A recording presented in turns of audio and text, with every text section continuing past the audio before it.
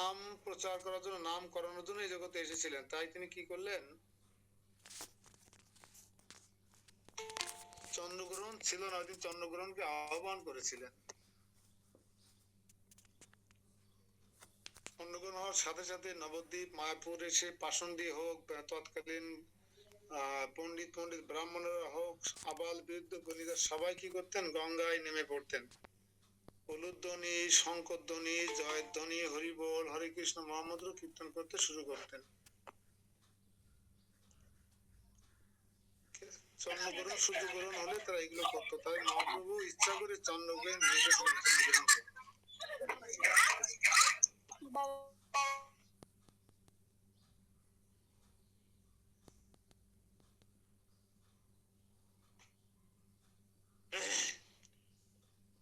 আর মহাপ্রভু আবির্ভূত হবেন, বিশ্ব ব্রহ্মাণ্ডের মালিক, আর জগতে জয়ধ্বনি, উলুধ্বনি, শঙ্করধ্বনি হবে না, এটা তো হতে পারে না।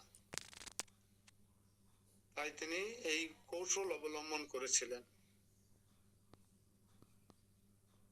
তারপরও ছোটকালে, বাল্যকালে মহাপ্রভু আরো একটা কৌশল অবলম্বন করেছিলেন, কিভাবে মায়েদেরকে হরিনাম করানো যায়, প্রভুদের হরিনাম করানো যায়।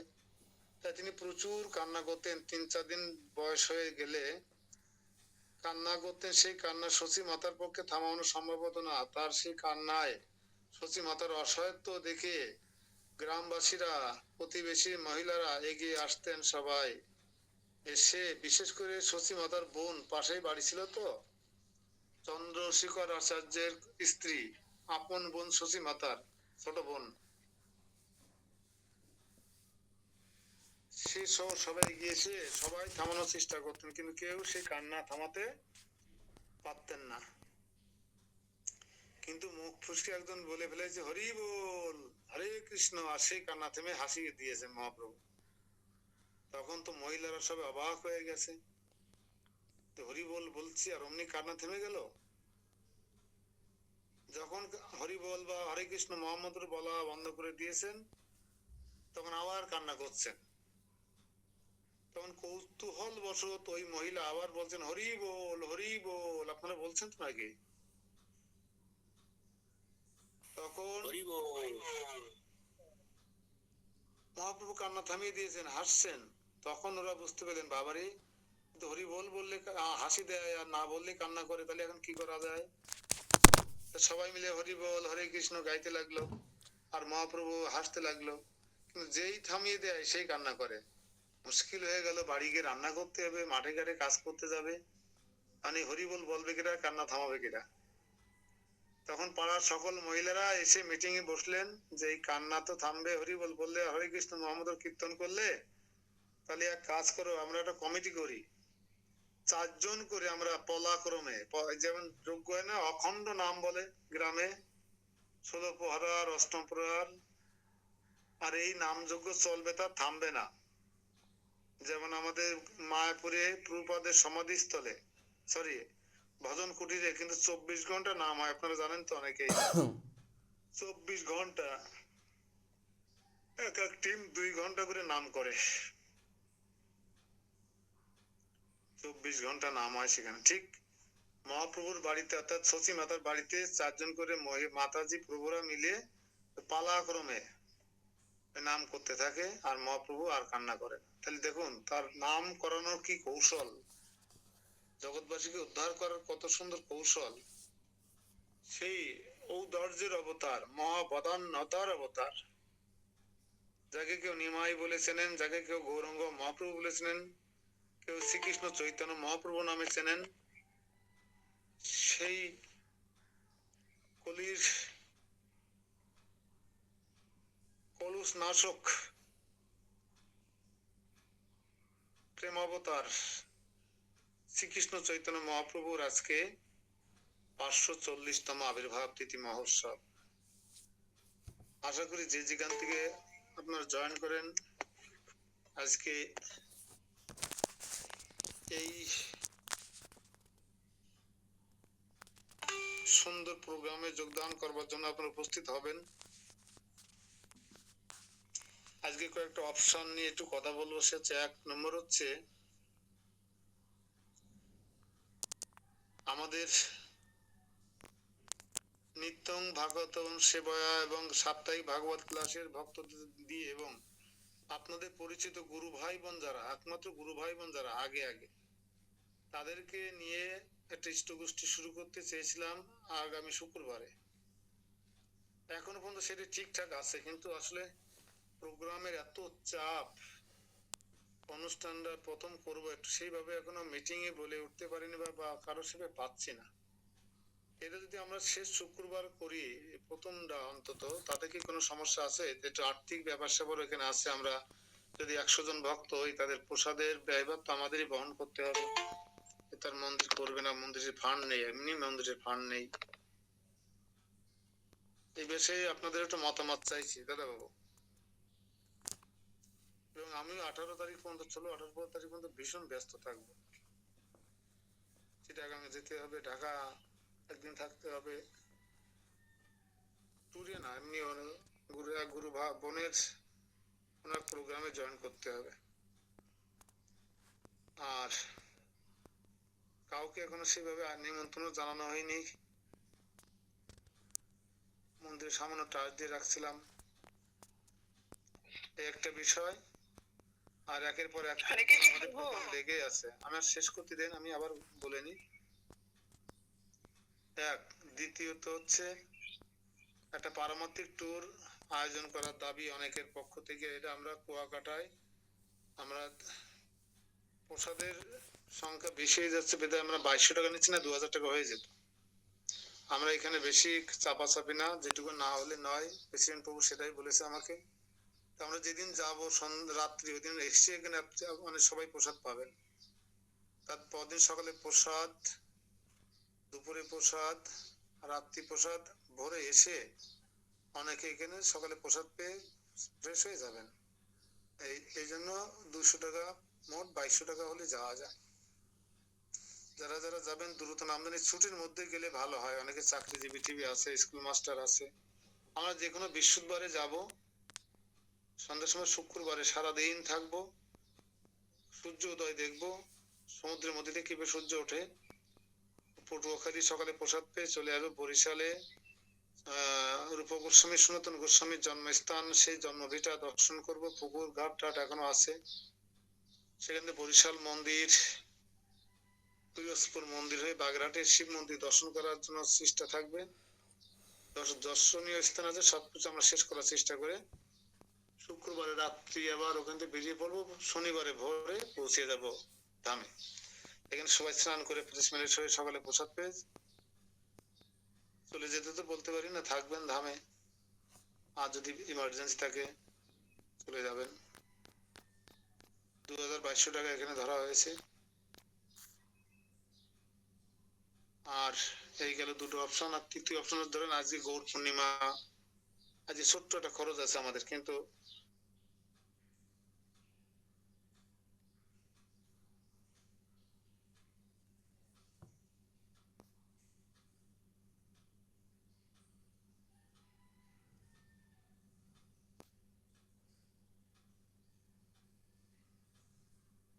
যাবে আমাদের এই মাসটা, মার্চ মাসটা।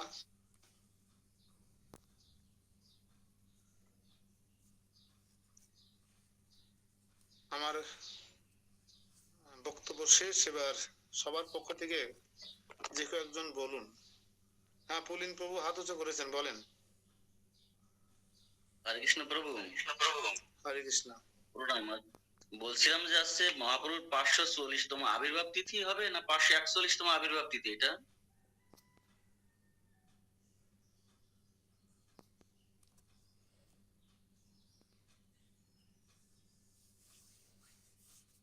40তম ছিল। ফেসবুকে আসছে নাকি এগুলো? ইউটিউবে আসছে না, এগুলো প্রভু 540 বলছে। 540 বলছে ভাই ফেসবুকে। 540। হ্যাঁ হ্যাঁ, আমি তো দেখেছি। আপনার মেয়েটা জয়েন করেছে পুলিন?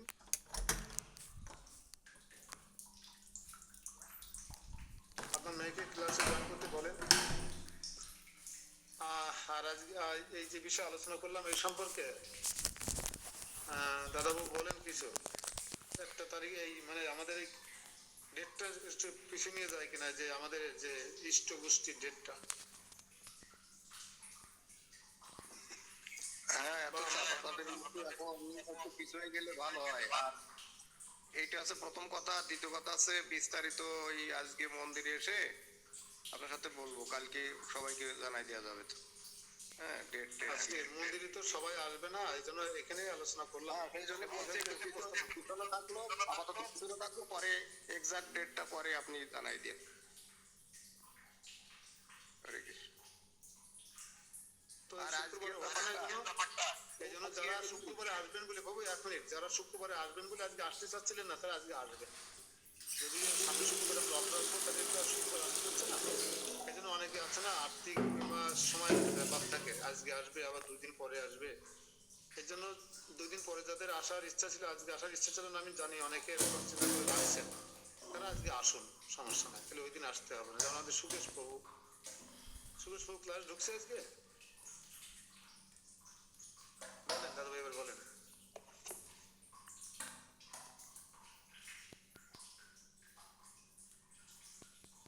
বলেন কি বলতে চাচ্ছিলেন।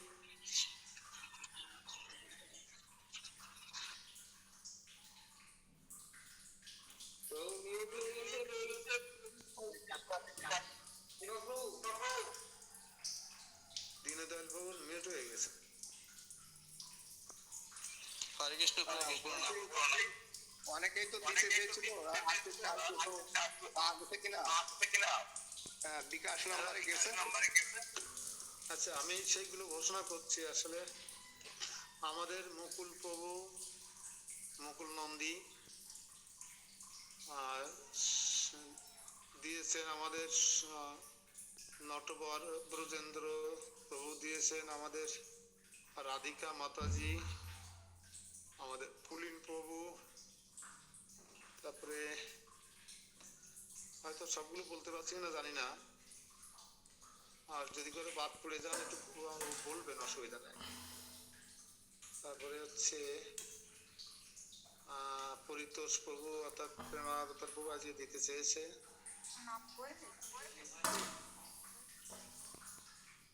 আর কেউ দিয়েছেন আছে, আমার নাম বলতে পারিনি, আমার কেউ আছেন? হ্যাঁ, কালকে সন্ধ্যের সময় আমি দিয়েছিলাম প্রভু। আপনি বিকাশ দিয়েছেন, আপনি তো আসবেন না। আমি নাম বলি নাই। আচ্ছা, যাই হোক, আর ওই বাকি 4 বছর আসুন অপরাধ থেকে তারা বলতো যে ওইখানে গিয়ে হ্যাঁ ঠিক আছে, ঠিক, সমস্যা নাই, আসুন আসুন। আমি আপনাদের তাই ধরে রেখেছি, যারা একটু সামান্য প্রণামী দেবেন এসে দিলে হবে, অসুবিধা। আর যারা একান্ত আসতে পারবেন না, দেবরাজ প্রভু আসবেন আজকে। আমাদের সাধন প্রভু এখন তো আর কোনো কিছু বলতে পারবেন না, যে কলেজ আছে। প্রভু আছে, আমার একটু আছে, মানে টিটিআইএস এর ট্রেনিং চলছে তো কলেজে। টিটিআইএস কমপ্লিট হলে ওই মানে আইসিটি ট্রেনিং চলছে, আমাদের সার্টিফিকেটটা বের করতে হবে। প্রভু আর একটা বিষয়, কুয়াকাটার যে ট্যুরটা ওটা কবে? ওটা আপনারা ঠিক করেন, ঈদের মধ্যে যেতে হবে, ঠিক করেন, এইভাবে ঠিক করেন কবে যাবেন, আপনারাই তো সব করবেন। বুঝতে পারছি, বন্ধের ভিতরে করতে হবে। হ্যাঁ, বন্ধের মধ্যে যেতে হবে, সেজন্য এটা তো আমরা 18-20 তারিখে ঈদ কবে? ঈদ যে কয় তারিখে এবার মনে নেই। আচ্ছা ঠিক আছে, আজকের থেকে 15 দিন পরে ঈদ, ঠিক আছে, 15 থেকে 16 দিন পরে ঈদ, আজকে থেকে হিসেব করে রাখেন। তাহলে আমরা এর ভিতরে যাই। 20 থেকে 20 তারিখের মধ্যে 18, 19, 20 এরকম একটা টাইম, যদি শুক্রবার কোথায় আছেন দেখেন তো। তা হয় শুক্রবার থেকে যাই। 17 থেকে 22 এর মধ্যে একটা শুক্রবার ঠিক করেন, বৃহস্পতিবারে যেতে হবে, এরকম তারিখ ঠিক করেন, যেতেই হবে। প্রভু ওখানে যে আপনি ট্যুর বললেন সকালবেলা যে সূর্যটা দেখা দিয়ে, ওটা তো দেখতে এলে মানে অনেক আগেই পৌঁছে দেবে, রাত থাকতে। সমস্যা নেই, কুয়াকাটা যেতে এখন কোথাও তো ফেরি নেই, সব ব্রিজ হয়ে গেছে না, কিন্তু ওইখানে ভোর অনেক রাতে চলে যেতে পারো। ওইখানে পৌঁছানোর পরে এবার যাওয়ার ব্যবস্থা কি? সূর্যটা তো দেখতে হয় বেশ দূরে, ওখান থেকে গঙ্গামতির তরে 4-5 কিলোমিটার দূরে। কি যে ব্যবস্থা আছে সেই ব্যবস্থা হবে, ওখানে যে সিস্টেম আছে সেই সিস্টেমের মধ্যে যাবো। ওখানে সিস্টেম আছে, আমি কি বলি প্রভু, ওখানে ইজি বাইক ভাড়া পাওয়া যায় আর মোটরসাইকেল ভাড়া পাওয়া যায়, একটু যাতায়াত খরচে যেতে হবে, মোটরসাইকেল কিন্তু অনেক টাকা। না না, ওখানে আমরা ইজি বাইকে আমরা রাজশাহী খরচে যাবো, ইজি বাইকে ওখানে। ইজি বাইক যায়, মোটরসাইকেলও যায়। মোটরসাইকেলে যদি কেউ যেতে চায় যাবে ওখানে, আর ইজি বাইকটা আমাদের জন্য সুলভ হবে, সবার জন্য 6 জন 7 জন যাওয়া যাবে। হবে, কিন্তু ওটা রাস্তা অনেক খারাপ, ধুলো রাস্তা তো, ধুলো বালি। আচ্ছা দেখা যাক, ওরা ভালো তো করতে পারে। হ্যাঁ, ওরা তো মোটরসাইকেলটাই বেশি যায়। ওখানে তো আমাদের কোনো হাত নেই, সেটাই, নিয়ে চিন্তা করা যাবে না। যেভাবে সবাই যায় সেভাবে আমরা যাবো, ব্যাস। ঠিক আছে। সবাই যেভাবে যায় আমরা সেভাবে যাবো, টেনশন করার কোনো দরকার নেই। আর ওখানে যে মন্দির আছে, মন্দির কমিটির সাথে কি কথা বলেছেন প্রভু? সব হবে, সব হবে, ওই আল্লাহ প্রভু আমার বন্ধু লোক, সমস্যা নেই। আচ্ছা আচ্ছা, ঠিক আছে, তাহলে সমস্যা নেই। ঠিক আছে, হরে কৃষ্ণ। আচ্ছা ঠিক আছে, হরে কৃষ্ণ। আর কারো কিছু বলার আছে এই বিষয়ে?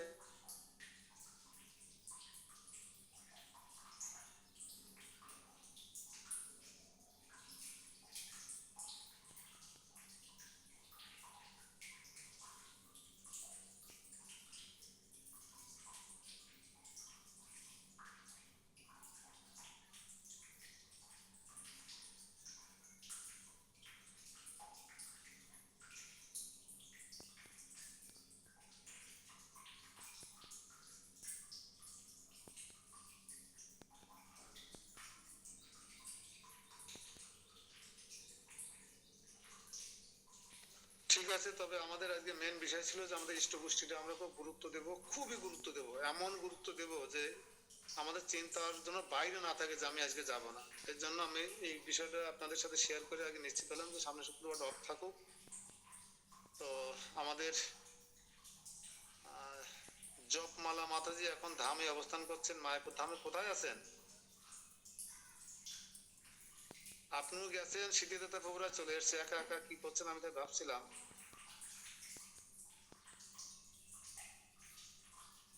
মিউট করা আছে, মিউট।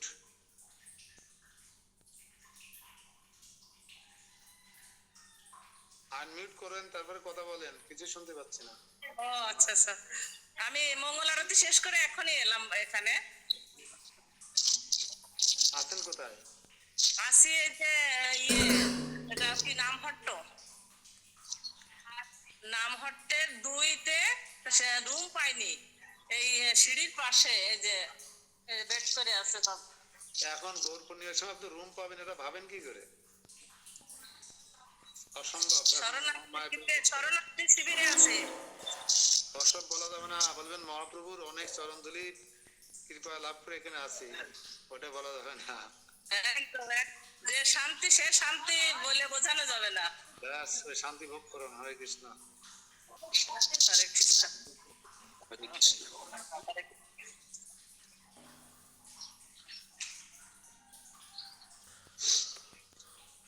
ঠিক আছে, আমরা আজকে গত ক্লাসে আমি কি আম বেশি খেয়ে ফেললাম, শরীর খারাপ করলো, গ্যাস হলো কেন? আম গ্যাস হয়ে গেছে মনে হচ্ছে আমার। আপনাদের একটা করে দিয়ে আমি পিছনে গ্রিন রুমে 2টো খেয়ে ফেললাম কিনা বুঝতে পারছি না, যে কারণে শরীরটা অনেক খারাপ। কালকে ক্লাসও নিতে পারিনি, রাস্তাঘাটে ছিলাম। তো আমরা সীমান্ত দ্বীপে আছি।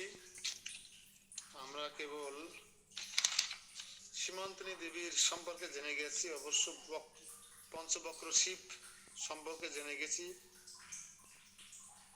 এই পঞ্চবক্র শিব এখানে আছে, পক্ষকাল পঞ্চবক্র শিবের আরাধনা করে কৃষ্ণ ভক্তি বা লাভ করেছিলেন। আমরা বিল্ল পুষ্কর, মেঘের চড়া, সীমান্তনী দেবী মাতার মন্দির, চাঁদকাজি সমাধি, মুরারি গুপ্তের শ্রীপাঠ, বল্লাল দিঘি, শ্রী চৈতন্য মঠ, এগুলো দর্শন করবো, কিন্তু ফাঁকে করে আমরা আমঘাটা ঘুরে এসেছি। ঠিক আছে, আমঘাটার কিছু অংশ ঘুরেছে। এরপরে আছে আমরা বদ্রম দ্বীপের কিছু অংশ বাদ থেকে গেছে। আচ্ছা, আমাদের এক মাতাজি ঢুকতে পারছে না, বারবার ওই নক করছে, কি হলো বুঝতে পারছি না আজকে।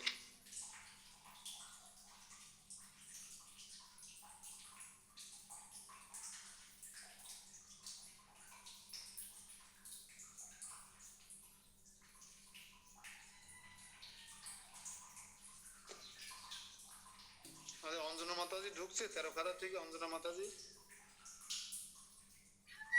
হরে কৃষ্ণ প্রভু, প্রণাম। ঢুকছি, এখন তো আপনার ওই যা ঢুকতে পারছেন কেন একটু খেয়াল করেন তো। ঢুকতে পারিনি, আমার কাছে আসছিল তো আমিও পারলাম না। তাহলে এই মুহূর্তে আর কিছু করার নেই, পরে দেখতে হবে। আচ্ছা ঠিক আছে প্রভু। ঠিক আছে, হরে কৃষ্ণ। তো সুবর্ণ বিহার এখনো অনেক দর্শনীয় স্থান আছে, তা আমরা এগুলো কোনোটা বাদ দেবো না। আমরা পঞ্চনাথালয় গিয়েছি, নরসিংহপল্লী আমরা গিয়েছি, দেবপল্লী গিয়েছি, মন্দাকিনী সরোবরে আমরা স্নান করেছি, যেখানে নৃসিংহদেব নকরাজি ধৌত করেছিলেন। তো আমরা বেশ কিছু শেষ করে এসেছি গোদ্রম দ্বীপের। আমরা এখন এই পঞ্চবক্র শিব বিল্ল পুষ্কর মানে বৃন্দাবন অভিন্ন বেলবন বিল্ল পুষ্কর দর্শনীয় সেই স্থানে বেলপুকুর শশী দেবীর পিতা আছে নীলাধর চক্রবর্তী, লিখছে কিন্তু নীলম্বর চক্রবর্তী হবে। নীলম্বর চক্রবর্তীর বসত বাড়ি, এখানে আমরা কিন্তু আপনাদের নিয়ে গেছিলাম। মেঘের চড়া দর্শন করিয়েছি আপনাদেরকে। মেঘের চড়া দেখেছেন অনেকেই, ওই যে বলছিলাম ওটা মেঘের চড়া। অর্থাৎ বেলপুকুর থেকে সীমান্ত মন্দিরে আসতে ফাঁকা মাঠ যেটা, তার বাম পাশে তাকালে একটা বিশাল বড় ফাঁকা মাঠ, সেখানে শুধু গম ক্ষেত, ভুট্টা ক্ষেত, ইরি ধানের ক্ষেত, এবং তার মাঝে অল্প একটু জায়গাটা একটা স্মৃতিচিহ্ন আছে মেঘের চড়া। এই কাহিনী হচ্ছে এখানে মহাপ্রভু, হ্যাঁ এবার ঢুকতে পেরেছে মাতাজি, চম্পা মাতাজি এবার ঢুকতে পেরেছে। অনেকে 12-14 জন অনুপস্থিত এখন, কারা এর খেয়াল রাখবেন তো দাদাবাবু। তো এই মেঘের চড়া মানে মহাপ্রভু যখন সংকীর্তন দল নিয়ে এই রাস্তা দিয়ে সীমান্ত মন্দিরের দিকে যাচ্ছিলেন, তখন হঠাৎ করে ভীষণ কালবৈশাখী মেঘ দেখা দেয়। আগে কালবৈশাখী মেঘ মানে ঝড় বৃষ্টি, বিদ্যুৎ চমকানো, শিলাবৃষ্টি, অনেক ক্ষয়ক্ষতি হতো। এখন অবশ্য কম হয়, সেটা নিশ্চয় চৈত্র বৈশাখ মাসে হয়। কাঁচা আম পড়ে যায় অনেক। তো এই কালবৈশাখী মেঘ দেখে ভক্তরা যখন ভয় পেয়ে যায়, তখন মহাপ্রভু তাদের মনের অবস্থা বুঝতে পেরে হাত দিয়ে এরকম মেঘকে এরকম ইশারা করে, বললে সেই সমস্ত মেঘ সরে যায়, আবার আকাশ পরিষ্কার হয়ে যায়। অদ্ভুত একটা লীলা মহাপ্রভু এখানে করেছিলেন। ঠিক আপনাদের একটা আনন্দ সংবাদ দিয়ে, ঠিক একই লীলা করেছেন মহাপ্রভুর একজন প্রিয় ভক্ত শ্রীশ্রীমৎ জয়প্রতাকা স্বামী গুরু মহারাজ। মহারাজ একবার আশাশুনিতে এসেছিলেন। আশাশুনিতে এসে একজন ভক্ত গিরির বাড়িতে যাবেন, কিন্তু ওই জায়গাটায় চাঁদখালি নামক একটা জায়গা আছে, আমাদের পুলিন এলাকায় চাকরি করেছে কিনা আমি জানি না, পুলিন চাকরি করেছে এলাকায়। চাঁদখালির ওখানে আপনার এই যে কপোতক্ষ নদী, যে কপোতক্ষ জিগুরগাছার যে কপোতক্ষ নদী বা চৌগাছার, ওখানে গিয়ে একদম ছোট্ট একটা খালে পরিণত হয়ে গেছে, হেঁটে পার হওয়া যায়, এবং ভাটা থাকলে হেঁটেই পার হতে হয়। আর জোয়ারের ভাটার সময় একটা নৌকো ফেলে দেয়, আড়াআড়ি করে ওর পথে পার হতে হয়। তখন গুরু মহারাজ যখন এসেছিলেন এলাকায়, তখন গুরু মহারাজ 7 মণ ওজন ছিল। তবে হেঁটে পার হলেও এত চড়া পড়ে গেছে যে সেই নদীতে পুরো সমান কাদা। এই কাদা গুরু মহারাজকে নামানো যাবে না, তাহলে গুরু মহারাজ উঠতে পারবো না, আমরা ট্রেন দিয়ে উঠতে পারবো না। এই চিন্তা করে সবাই চৌধর বানালেন। চৌধর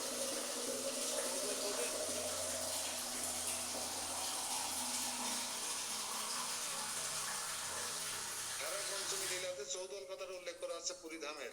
চৌদল মানে চৌকির পরে চৌকির মতো করে তার বা তাতে দড়ি বেঁধে দোলনা বানানোর মতন। তা গুরু মহারাজকে এটা চৌকির মধ্যে বসানো হলো, আর 8 জন বড় বড় বাঁশ দিয়ে 8 জন 10 জন কি করতেন, গুরু মহারাজকে ওই নদী উঁচু করে পার করলেন। পার করার পরে মাতাজি তার অভিব্যক্তি ব্যক্ত করেছিলেন। আপনারা মালা মাতাজিকে চেনেন, যে মালা বিক্রি করে আমাদের রুদাগড়ায় বাড়ি ডুমুরিয়ার। ওনার বাপের বাড়িতে রাত্রি যাপন করেছিলেন, তা মাটির ঘর, এবং সেই মাটির ঘরটা এত ছোট যে গুরু মহারাজ আড়েও শুতে পাচ্ছেন না, লম্বাও শুতে পাচ্ছেন না, পা বেঁধে যাচ্ছে। তাই তিনি অতি কষ্টে পা চরণ ভাঁজ করে রাত্রি যাপন করেছিলেন। কৃষ্ণ ভাবনা প্রচার করতে গিয়ে উনি কত কষ্ট করেছেন। তো উনি যেদিন ওখানে ওই অঞ্চলে একটা প্রোগ্রামে অংশগ্রহণ করেছিলেন, বিশাল বড় প্রোগ্রাম, আপনারা হয়তো জানবেন যে এখন উনি ওইভাবে আসতে পারেন না। যখন গুরু মহারাজ বাংলাদেশে আসতেন, যে অঞ্চলে প্রোগ্রাম করতেন, সে হোক আর চিতরমারি হোক, ওখান থেকে লোক আসতো, কেউ জানে না, তারা কোনো ইসকন চেনে না, তারা ভক্ত না, শুধু জানতো যে একটা ইংরেজ ভক্ত আসতেছে, ইংরেজ গুরুদেব। আর ওনার যে চেহারা ছিল দিব্য চেহারা, ওই দিব্য চেহারা দর্শন করতে অনেকে আসতেন যারা সঙ্গে থাকতেন। লোক না ডাকলেও জায়গা দিয়ে পারা যেত না প্যান্ডেলে। এমন একটা অনুষ্ঠানে গুরু মহারাজ কেবল প্যান্ডেলের আসন গ্রহণ করেছেন। এমন সময় কালবৈশাখী ঝড়, জনশ্বাস যেন ভেঙে চুরি করবে, গালে লোক ছোটাছুটি করতে শুরু করে দিচ্ছে এক প্রকার ভয়ে। এরকম দাঁড়াম করে মেঘের গর্জন করছে।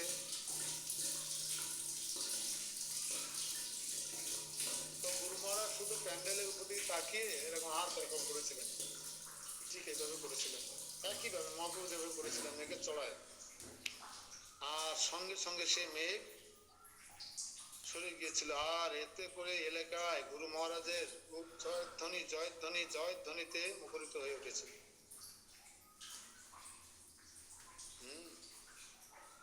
হরে কৃষ্ণ প্রভু।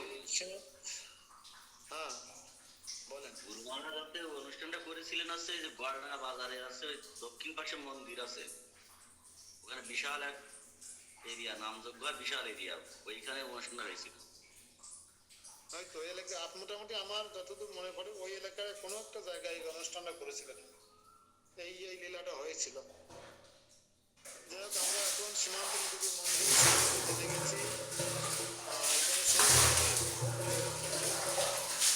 সত্য যুগে পার্বতী মাতা গৌরাঙ্গ মহাপ্রভু ধ্যান করেছিলেন। গৌরাঙ্গ মহাপ্রভু দর্শন পেয়ে তার চরণধুলি স্মৃতিতে ধারণ করেছিলেন, তাই সীমান্তনী দেবী নাম প্রাপ্ত হয়েছিলেন এবং এই দ্বীপের নাম হয়েছিল সীমান্ত দ্বীপ। একটু নোট রাখবেন, এরা কিন্তু এই আগের কথা, কয়েকদিন আগের কথা না। আপনারা এবার দেখুন প্রমাণ কি বলছেন। সত্য যুগে মহাপ্রভু আবির্ভূত হয়েছিলেন কোন যুগে? সত্য যুগে না কলি যুগে? আর পার্বতী দেবী জানতে পেরেছিলেন কোন যুগে? তাহলে মহাপ্রভু আবির্ভূত হবেন না কত বছর পরে আগে থেকে পার্বতী দেবী জানতে পারলেন? সত্য যুগ কত লক্ষ বছর? 16,32,000। 17,28,000 বছর। 17,28,000 বছর। যুগ দাপর যুগ, ত্রেতা যুগ কত? 12,96,000 বছর। 96,000 বছর। তাহলে কত হলো? আচ্ছা, আমরা যদি তর্কের খাতিরে যদি ধরে নিই যে 17 লক্ষ না, ধরেন 10 লক্ষ বছর পার হয়ে যাওয়ার পরে টের পাইছিলেন, তাহলে ধরেন 7 লক্ষ। আর এদিকে ত্রেতা হলো 12,96,000। 7 আর 12 কত? 20। ধরেন 20 লক্ষ। আর তারপরে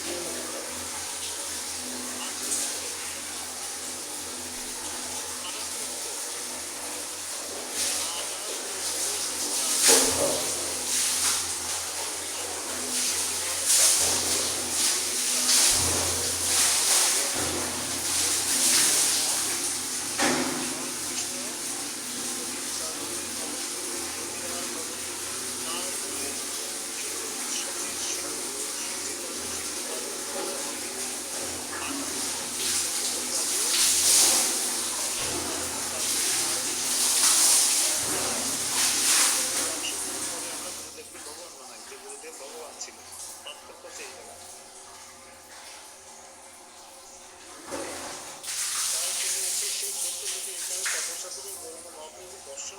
তার স্ত্রী স্থাপন করেছিলেন এবং তিনি যেখানে দাঁড়িয়েছিলেন সেই চরণধূলি প্রাপ্ত হয়েছিল, তাই তার নাম হয়েছিল সীমান্তনী দেবী।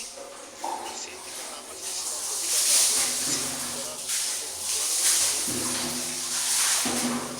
এখান থেকে 4 কাজের সমাধিতে চলে যাবো। জয় কংসের অবতার 4 কাজে কি জয়, কংস মামা কি জয়।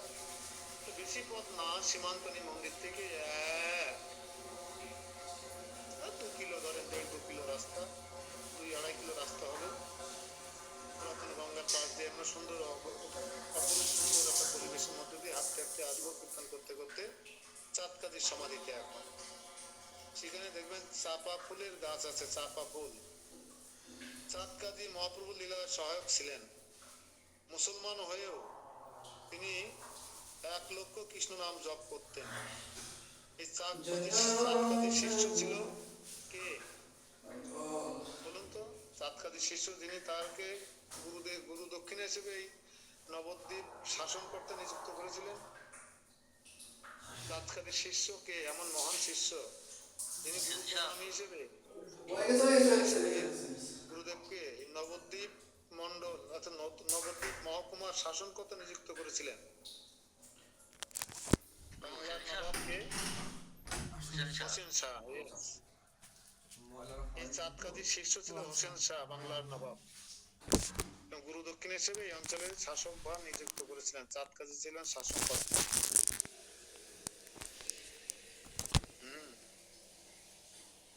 4 কাজীর মৃত্যুর পরে চৈতন্য মহাপ্রভু নিজে তার সমাধি দেন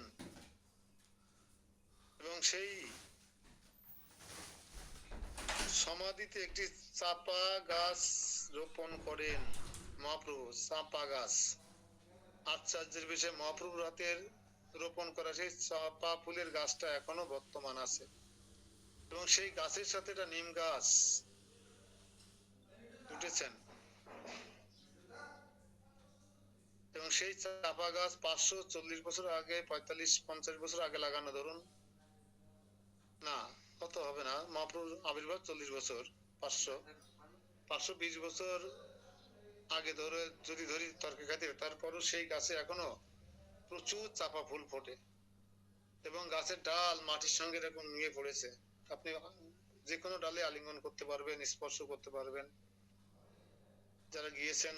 এবং এই চাপাগুলির সাথে মহাপ্রভু বলায় নিম গাছ আর চাপা ফুলের গাছ একে অপরকে আলিঙ্গন করে আছে এইভাবে। হ্যাঁ, মনে হবে একটা গাছ একটা গাছকে আলিঙ্গন করছে মহাপ্রভু এবং 4 কাজী। নাটক হয়েছিল ওখানে 4 কাজী উদ্ধার লীলা। ওখানে আমরা 4 কাজী উদ্ধার লীলা নাটক করে থাকি প্রতিবার। জগন্নাথের লীলা করলো, জগন্নাথের ওই যে পাটি বাড়ি ছিল তো, 4 কাজী উদ্ধার লীলা। এখানে সবাই ছোট গেট, ধীরে ধীরে প্রবেশ করবেন। তো তার আগে আমরা এই যে সীমান্ত দ্বীপ থেকে এখন যে 4 কাজীর মন্দিরে যাচ্ছি, এখানে প্রায় আধা ঘন্টা লাগবে যেতে আমাদের। ততক্ষণ আমরা একটা ভজন শুনতে চাই। ভজন হাঁটতে হাঁটতে একটা ভজন শুনতে চাই। কে গাইবেন? নিজে থেকে স্টার্ট দিবেন। শ্যামলী মাতাজি আছে নাকি আজকে? শ্যামলী মাতাজি নিজেকে আড়াল করে রাখে কেন? শ্যাম সেবিনী মাতাজি আর শ্যাম তারিণী, এই আমার ভুল হয়ে ভালো হয়ে যায়। এর শ্যাম সেবিনী মনে হয় নাকি? কই তাড়াতাড়ি একদম একটা কীর্তন শুনতে শুনতে আমরা চলে যাবো 4 কাজীর সমাধিতে।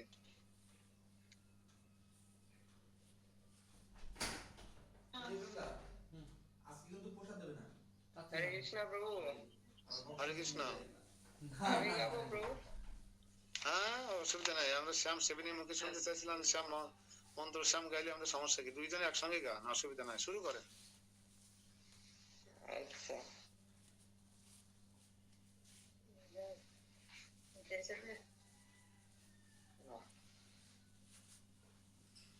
গৌরাঙ্গ বলিতে হবে পুলক শরীর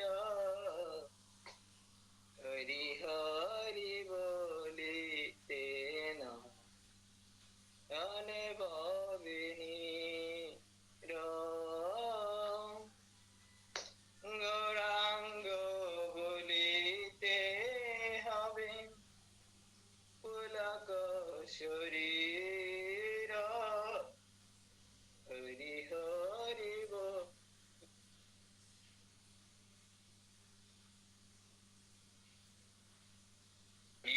হয়েছে?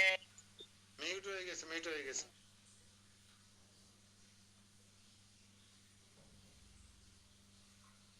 আরে কবে নিতাই চাঁদের করুণা হইবে,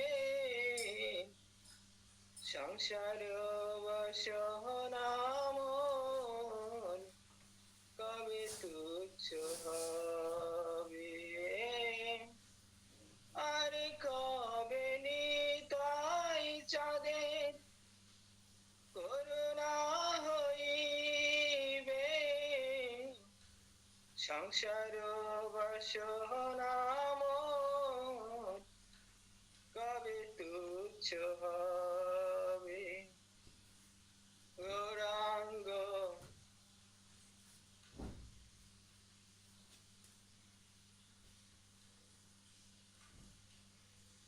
পুলক শরীর হরি হরি বলিতে না এনে ভাবিনি, বিষয় ছড়িয়া কবে শুদ্ধ হবে মন, কবে হাম হেরিব শ্রী বৃন্দাবন। বিষয় ছাড়িয়া কবে শুদ্ধ হবে মন,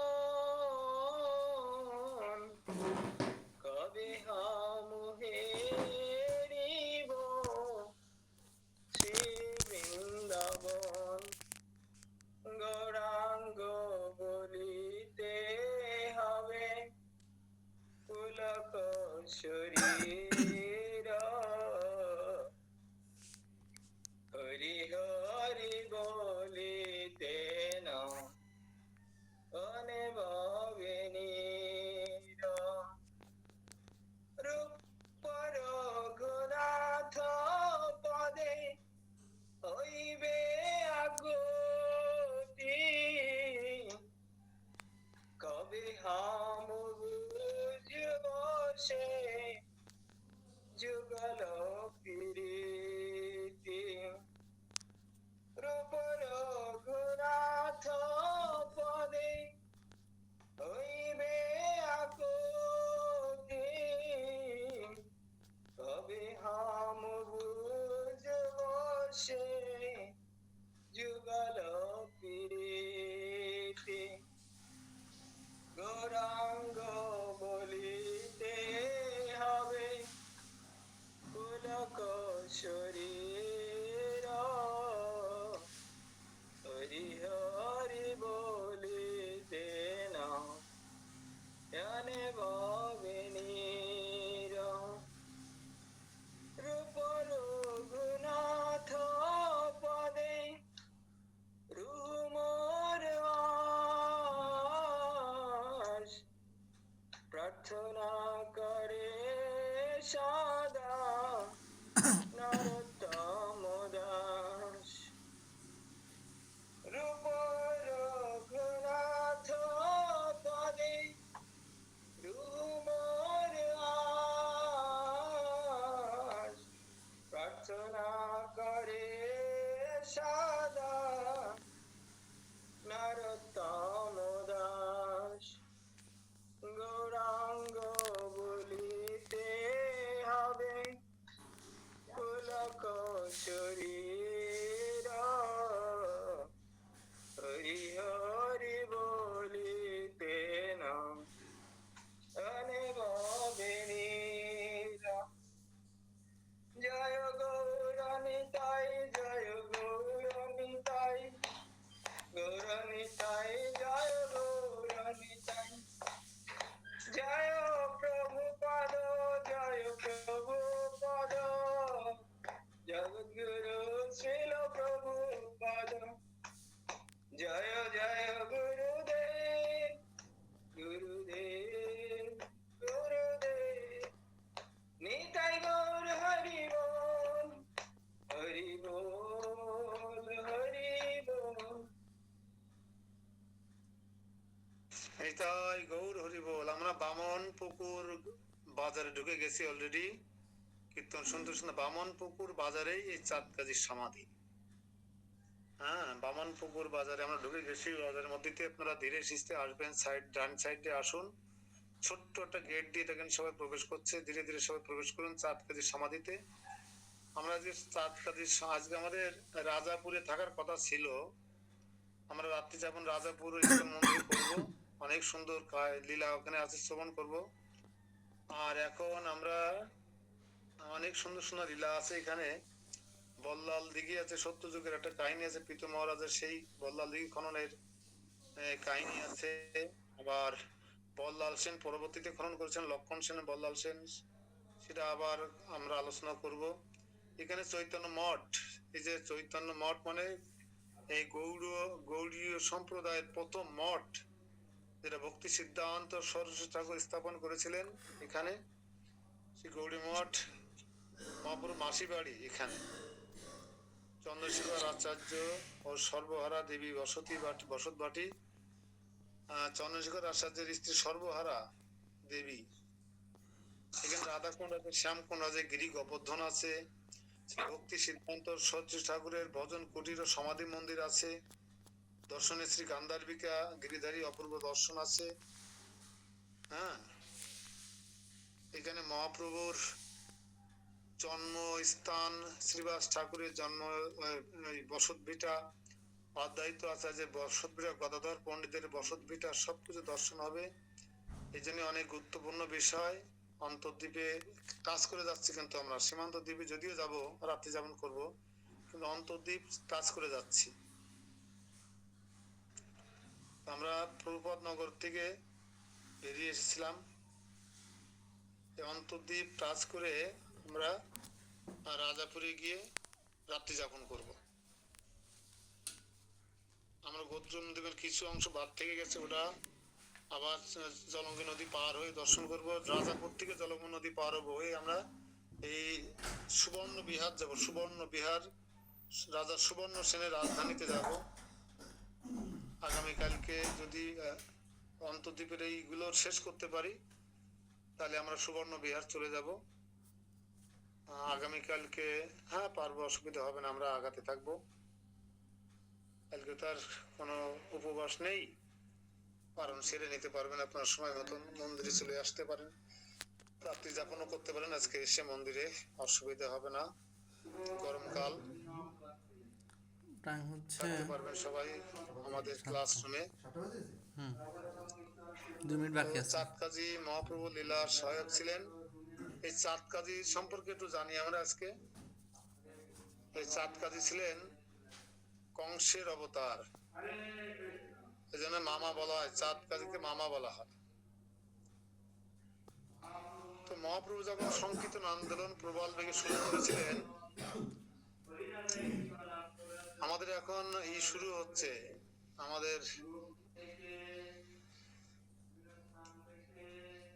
আমরা এখন নগর সংকীর্তনে যাবো, এই জন্য ক্লাস আমাদের শেষ করে দিতে হবে। তা যতদূর পারি চাঁদ কাজী সম্পর্কে সংক্ষেপে বলে দিচ্ছি, আপনারা জানেন। আপনারা ধ্বনি শুনতে পাচ্ছেন যে এখনই আমাদের বেরিয়ে যাবে নগর সংকীর্তন। তো চাঁদ কাজী ছিলেন, খারাপ শাসক ছিলেন না, কিন্তু তখনকার দিনের ব্রাহ্মণরা এই সংকীর্তন আন্দোলনকে দমন করার জন্য, চিরদিনের মধ্যে স্তব্ধ করে দেওয়ার জন্য নানা রকম ষড়যন্ত্র করেছিলেন। সেই সমস্ত ষড়যন্ত্রকারী ব্রাহ্মণদের মধ্যে 3 জনের নাম মনে আছে। এই 3 জন হচ্ছে তর্কলঙ্কা, বিদ্যালঙ্কা, আরেকজনের নাম কি জানো?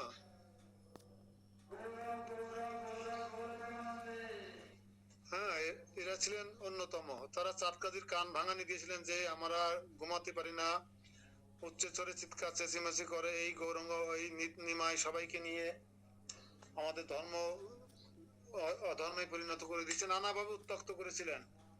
আপনি যেভাবে হোক এই সংকীর্তন দলকে দমন করুন, থামিয়ে দিন। তখন চাঁদ কাজী এই ব্রাহ্মণ দ্বারা, হিন্দু ব্রাহ্মণ দ্বারা প্ররোচিত হয়ে সংকীর্তন দল নিয়ে যখন হরিদাস ঠাকুর শ্রীবাস ঠাকুরের নেতৃত্বে চলছিল, তখন সেই দলে চাঁদ কাজীর প্রশাসন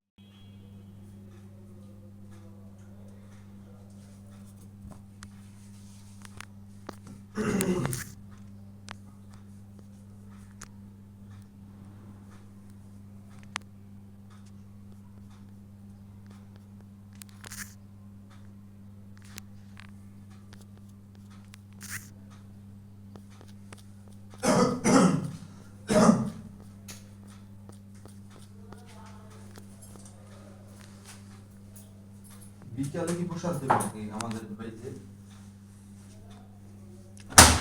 বিকেল দেবে নাকি একবারে সন্ধ্যায় দেবে? বিকালে বলতে ওই যে সন্ধ্যায় যেটা দেয় আমাদের যেটা করে ওইটাই তাহলে বক্স কি প্লেট কি রেখে যাবো নাকি? প্লাস্টিকেরটা আর